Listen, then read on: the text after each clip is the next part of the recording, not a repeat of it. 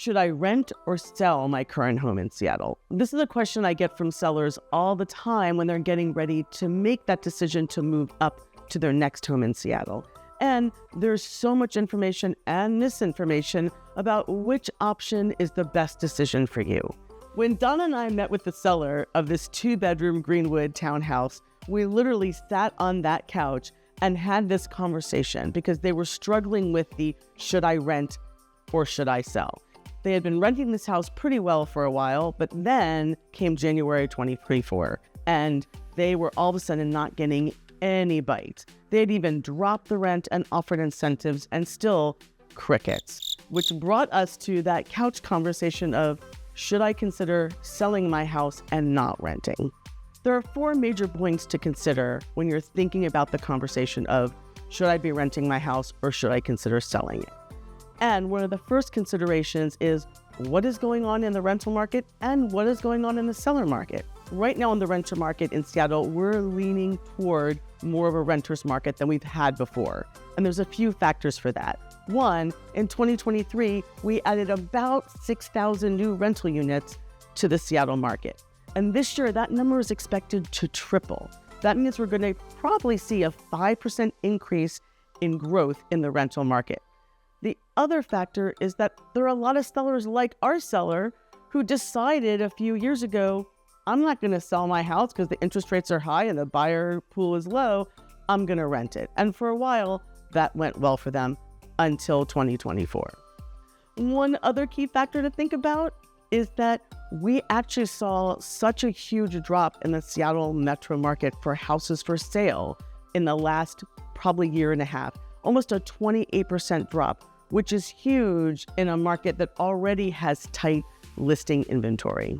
So if you put those 2 factors together, what it shows us is we're getting way less competition for renters and way more competition for sellers.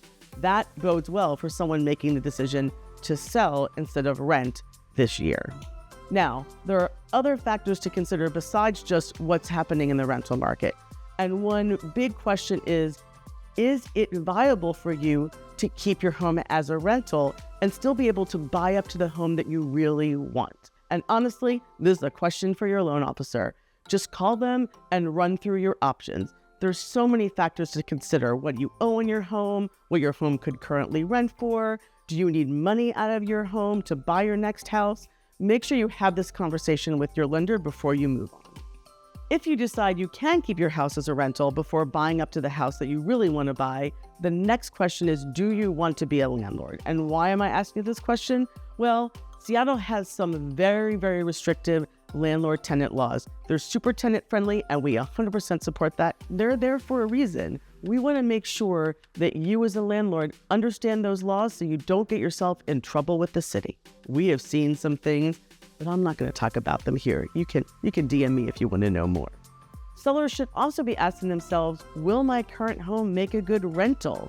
Okay, what do I mean by that? Well, every home can be rented, but should it be rented? And here are some major things you want to consider before you decide whether your home would be a good rental. Do you have a really high maintenance yard? Do you have a hot tub or a pool? Did you just spend beaucoup bucks on that fancy kitchen or some schwanky bathroom? And do you live in an HOA community where there are rules against renting? These are important things to consider because even the best, most amazing renter is still just a renter. They don't own your home.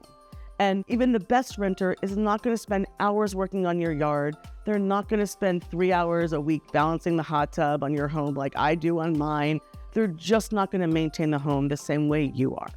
So that $12,000 you think you might be making might actually be more like $4,000. It's really important to make sure that you consider the fact that when you rent your home, you're going to have to pay for damages, repairs, and maintenance, and all that should factor into your decision. My goal in having this conversation, y'all, is not to discourage you from renting your house. It's just to make sure that you're aware of the different things to consider before you make that decision. I've had clients who have rented their home and have amazing experience. Their renters were wonderful. They were friends. They made beaucoup bucks on their house as a rental. And I've had clients who've had to spend up to $30,000 fixing their home because their renters decided to use their basement as a grow room. And yes, it was being property managed. And no, that property manager probably did not vet those people properly or even check on the house for 4 or 5 months. I really don't want that to be you. Now, both of these are extremes. The bottom line is you're probably going to be somewhere in the middle. So thinking through all these questions is the great way to decide whether renting or selling is the best option for you. Bottom line is, if you're debating with yourself about whether you should rent or sell your home in Seattle, just DM me. I'm happy to have this conversation with you anytime you want about which is the best option for you. And if you want more information about this 2-bedroom Greenwood townhouse that we just listed, go to the show notes below.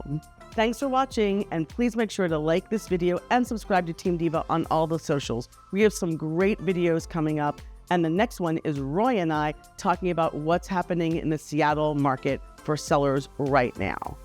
This is Kim Colaprete with Team Diva at Coldwell Banker Bain saying ciao for now.